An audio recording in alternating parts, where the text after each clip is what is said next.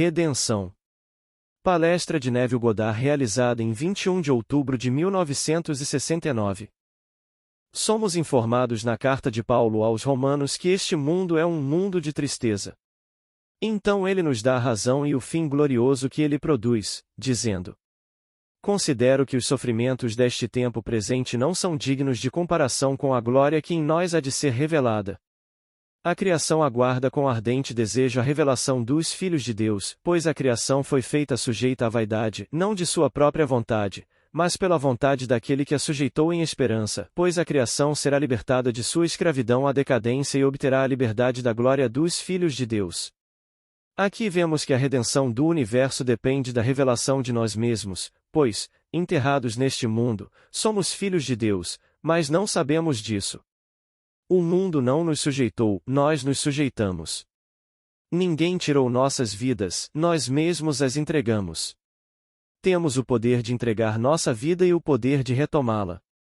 Vindo a este mundo com um propósito, deliberadamente nos tornamos o que somos na esperança de que um dia nos levantaríamos e redimiríamos o mundo, libertando-o de sua escravidão à decadência. Sua conexão com o plano de redenção chamado Jesus Cristo pode ser contada dessa maneira. É como uma história visível que é comprimida em poucos anos, e a história eterna da salvação, que se desdobra continuamente ao longo das eras. Em um certo momento no tempo, essas duas histórias se juntam para se unir em uma pessoa, que é o Filho de Deus e a revelação de sua verdadeira identidade. Você e eu partimos do mundo da eternidade e viemos aqui para um propósito divino. E é aqui que nossa humanidade real e a verdadeira divindade de Jesus Cristo se unem e se tornam uma pessoa. Pense por um momento em Jesus Cristo como história divina que será vivenciada por você enquanto estiver no mundo da história humana. João conta esse evento na história da ressurreição de Lázaro. Lembre-se, Mateus, Marcos, Lucas e João não são personagens históricos, mas livros que levam seus nomes. Os autores desses livros pegaram eventos que são separados no tempo e os entrelaçaram em uma experiência dramática. O capítulo 11 do livro de João começa identificando Lázaro como aquele que é amado pelo Senhor Jesus, mas está morto. Jesus, tendo ouvido essa notícia, atrasa sua jornada e quando ele chega, Marta, irmã de Lázaro, disse: se você não tivesse nos deixado, meu irmão não teria morrido. E quando eles levaram Jesus para a caverna onde Lázaro estava enterrado e ele deu a ordem para remover a pedra, Marta disse: Senhor, a esta altura ele fede, pois está morto há 4 dias. Antes deste evento, Jesus sabia que era a ressurreição, e quando perguntou a Marta se ela acreditava, ela respondeu desta maneira: sim, Senhor, eu creio que tu és o Cristo, o Filho do Senhor Deus que está vindo ao mundo. Observe o tempo verbal dado aqui, e aquele que está vindo ao mundo, portanto, onde ele está sendo abordado. Se você e eu estivéssemos falando cara a cara, você não estaria aqui comigo? Então a conversa não está acontecendo internamente, como se eu estivesse falando comigo mesmo. Você não está dizendo a si mesmo que é o Senhor que está vindo ao mundo? Agora, quando a ordem foi dada para remover a pedra, a declaração é feita de que haverá um odor ofensivo. Este é um sinal muito importante, pois quando a pedra foi removida, ele disse: Lázaro, saia. Então o que estava morto, com as mãos e os pés amarrados, com um lenço cobrindo a cabeça, saiu. Eles o desamarraram e o deixaram ir. Você pode pensar que isso é história secular, mas eu lhe digo que não é. João pegou eventos na história divina que foram separados no tempo e os entrelaçou em uma grande experiência. Isso eu sei que é verdade. João pegou o primeiro evento, que é a ressurreição, e o último evento, que é a descida do Espírito Santo em forma corpórea como uma pomba, e os entrelaçou em uma grande imagem complexa. Ainda assim, os eventos são separados no tempo por 3 anos e meio. A ressurreição de Cristo em você e seu nascimento do alto são inseparáveis, pois nascemos de novo pela ressurreição de Jesus Cristo em nós. João toma o primeiro evento como alguém que ele vai ressuscitar, mas se refere a ele como o último evento, e a menos que você tenha tido a experiência ou conheça alguém que tenha, você não pode entendê-la. Tenho livros sobre a Bíblia em casa, mas nenhum estudioso tocou nessa verdade, pois a verdade não é logicamente provada. Ela se prova por meio da revelação. No meu caso, o último evento foi quando o Espírito Santo desceu sobre mim em forma corpórea como uma pomba e me sufocou com amor. Uma mulher ao meu lado observou a descida e disse: Eles evitam o homem porque o homem exala um odor tão ofensivo. Mas ele te ama e para demonstrar seu amor por você ele penetrou o anel da ofensa. Aqui encontramos o sinal como um odor ofensivo. Não era apenas um odor, pois um odor pode ser agradável.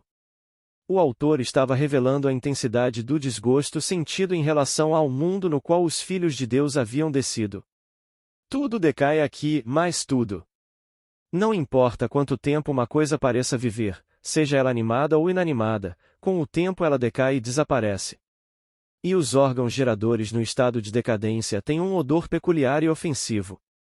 Em muitas ocasiões, acordei sabendo que um amigo ou parente morreu porque senti seu odor, apenas para receber a confirmação durante o dia.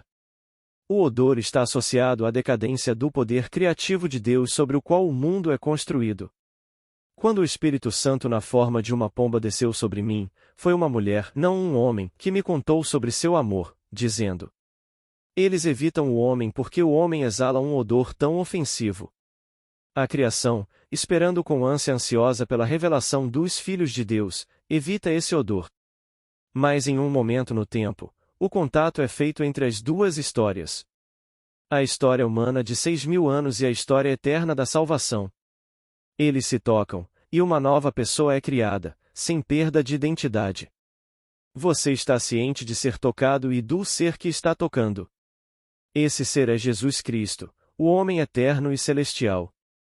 Logo após esse momento, você tirará sua vestimenta de carne e deixará este mundo de morte pela última vez, pois você terá entrado em sua herança celestial, que é o corpo do Senhor Jesus Cristo. Criando qualquer coisa à vontade, cada desejo seu se tornará objetivamente real. Esse é o poder que você está herdando, junto com um corpo para apreciá-lo completamente. Agora, a criação espera por tais contatos, pois a criação foi submetida à futilidade, não por sua própria vontade, mas pela vontade daquele que a sujeitou na esperança de revelar os filhos de Deus, pois todos são assim.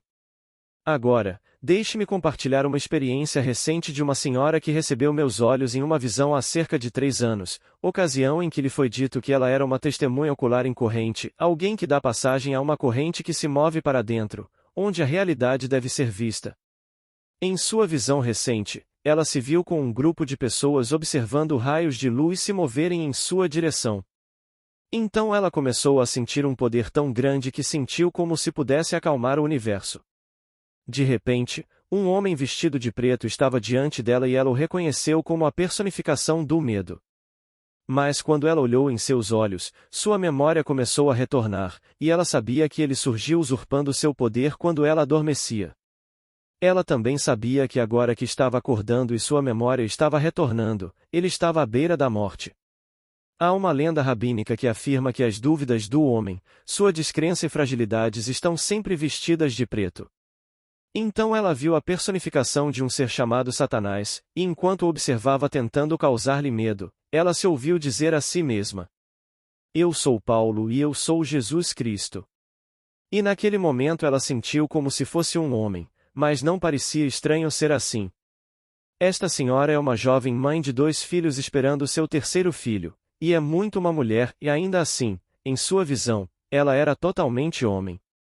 Ela sabia que era Paulo. Não um Paulo, mas o Paulo, e ela também sabia que era Jesus Cristo, com todo o poder que ela possuía anteriormente, menos a parte que a memória ainda não havia revelado. Agora para continuar sua visão, e estendendo a mão, ela golpeou o homem, e quando ele caiu para trás sobre os cotovelos, ele olhou para ela com seus olhos penetrantes e ardentes e ela sabia que ele estava tentando encontrar alguma fraqueza onde pudesse mais uma vez recapturar o poder que havia tirado dela quando ela adormeceu e esqueceu quem ela era. No entanto, ambos sabiam que era inútil agora. Então ele falou, dizendo: Você não se lembra de quando me conheceu, lembra? E quando ela começou a responder, ela se lembrou de um sonho antigo de uma árvore e um homem parado embaixo dela. Foi ele quem lhe disse para comer da árvore, e quando ela o fez, ela entrou no sonho da vida e do esquecimento. Então ele, o poder do mundo, Tornou-se real parecendo ser outros, ele era ela mesma, e o poder que ela iria redimir estava retornando a ela, pois ela sabia. Eu sou Paulo e eu sou Jesus Cristo. Agora, quem é Paulo? Seu nome era Saul, que significa pedir por.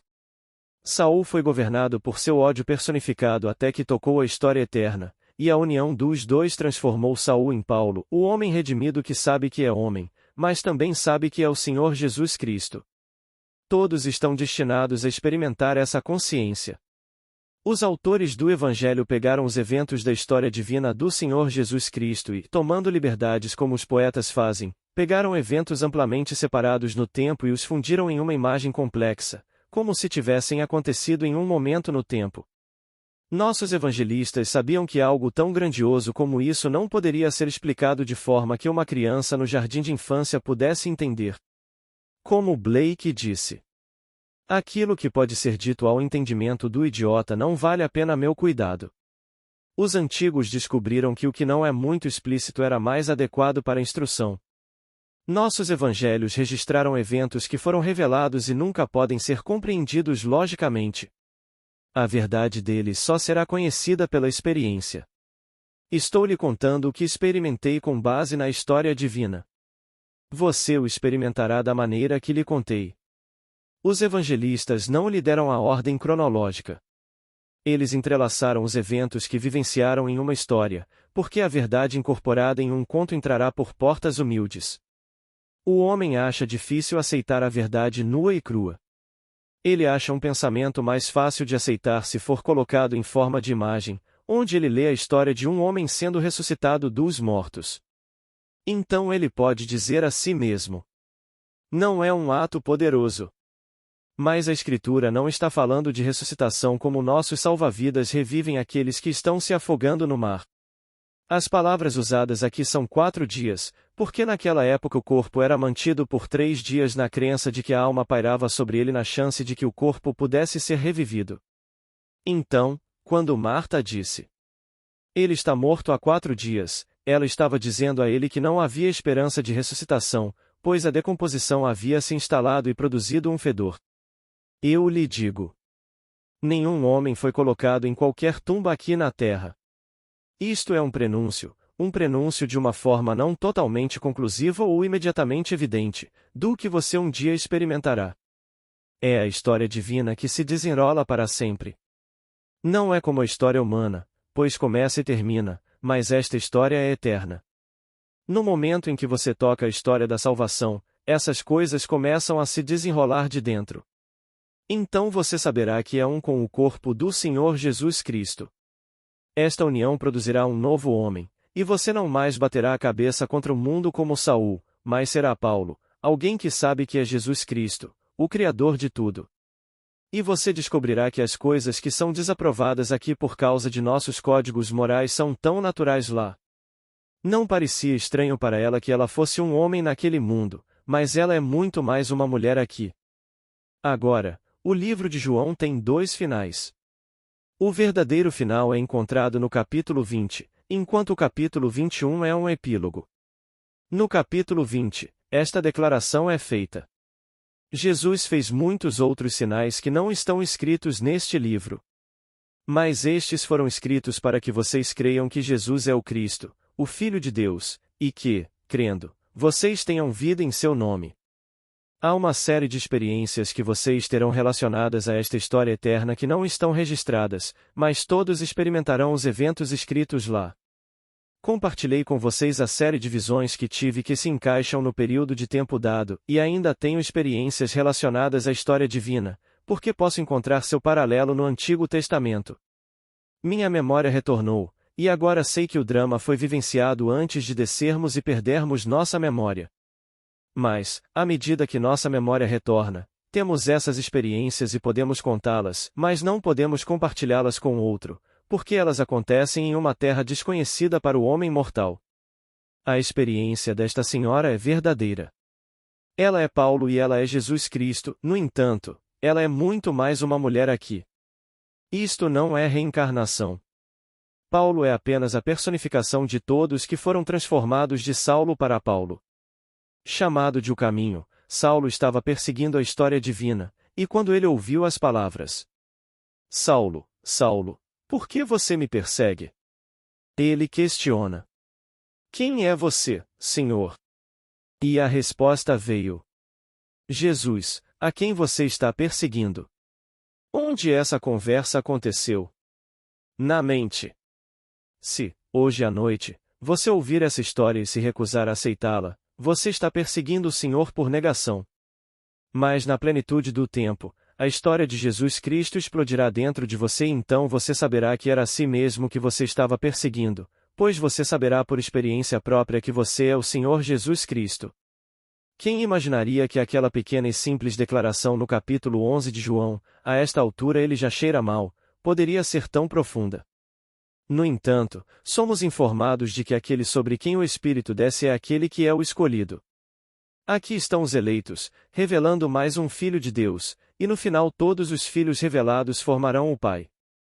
Não há livro comparável à Bíblia, que é verdade revelada e não verdade que foi descoberta por qualquer processo lógico.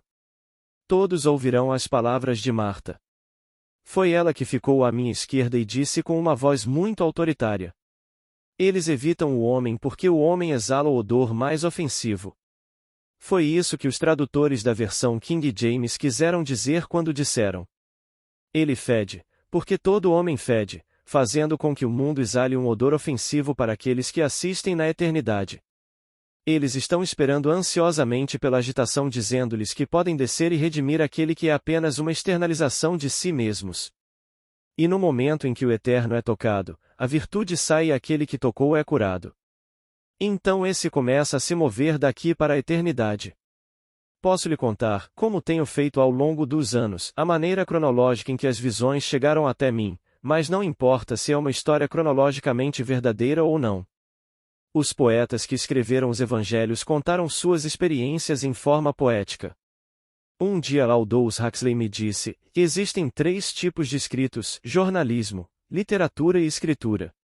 Aqueles que são considerados gigantes literários não podem escrever escrituras. Huxley admitiu que não podia, pois é verdade revelada e, portanto, algo totalmente diferente. O jornalista escreve lindamente de forma emocionante, mas nenhum jornalista jamais seria considerado um gigante mental no uso de palavras quanto à literatura real. Por outro lado, aqueles que escrevem grande literatura não poderiam escrever escrituras. E se você pudesse entender as escrituras como elas realmente são escritas, você saberia que são poesia inspirada, mas nossos transcritores não poderiam trazê-las para sua forma poética. Todos que leem as escrituras são movidos por elas, porque elas estão falando ao ser nas profundezas da alma, então não as trate como literatura porque não são. Vi no jornal de hoje que uma ex-freira está ensinando a Bíblia como literatura na UCLA. Você pode fazer isso se quiser, mas isso não é religião. As escrituras certamente não são história, pois não há lugar na terra onde um homem tenha sido enterrado por 4 dias, tendo sido provado morto, que tenha ressuscitado do túmulo. Mas eu lhe digo: você foi enterrado por milhares de anos. Você não sabe que é, mas os observadores na eternidade sabem, pois recebem de você, multiplicado pelos bilhões de nós aqui, um fedor além do sonho mais louco do homem. Se você já visitou os currais de Chicago, sabe que odor horrível é esse. Bem, multiplique esse cheiro pela população do mundo e o fedor estará além da compreensão. Mas o amor dele por você é tão grande que ele, um dia, penetrará esse anel de ofensa. Então você será Paulo, um ser transformado, unido àquele que é Jesus Cristo, e vocês dois retornarão juntos como um Senhor. Quando você ler as Escrituras, não descarte o pensamento mais simples ali expresso, pois você vai vivenciá-lo.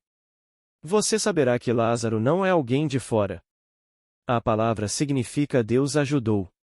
Nenhum homem pode se redimir, somente Deus pode fazer isso, portanto, Deus ajudou. Existem inúmeras escolas ensinando autorrealização e autodesenvolvimento, prometendo a você autorrealização fazendo o que dizem. Se você quiser acreditar que deve pagar outros para lhe ensinar, perderá seu dinheiro, pois eles não podem entregar os bens. A graça e a verdade vêm por meio de Jesus Cristo. Não deixe ninguém enganá-lo a acreditar que, ao fazer certas coisas, você será salvo. Em vez disso, coloque sua esperança totalmente na graça que está vindo a você na revelação de Jesus Cristo em você. Não rejeite esta história. Acredite firmemente nela e coloque sua esperança de que sem fazer nada do lado de fora sua revelação virá até você. E quando isso acontecer e você compartilhar com os outros, nem todos acreditarão em você. Eles podem desconsiderar suas experiências como sonhos maravilhosos ou alucinações. Não espere, só porque um homem é inteligente, que ele entenderá quando você falar dessas profundezas, porque eles com seus PhDs não conseguem entender suas palavras e proclamarão orgulhosamente que são agnósticos. Recentemente li esta declaração. O homem que se poda no agnosticismo está apenas confessando que é um ignorante. Esta é a palavra latina para não sabemos, assim como a palavra grega agnóstico. Então, aquele que se poda no agnosticismo está confessando, em grego, que é um ignorante latino. Diga isso a alguém que afirma ser agnóstico e as chances são de que ele lhe dará um tapa na cara, mas eu lhe digo, e a verdade da qual falo não é adquirida em universidades. Não faz sentido logicamente, mas é a história eternamente verdadeira. A redenção é o casamento entre a história visível e a história da salvação, e quando elas se encontram, criam um novo ser em uma pessoa, que é Paulo, que é Jesus Cristo. Agora, vamos entrar no silêncio.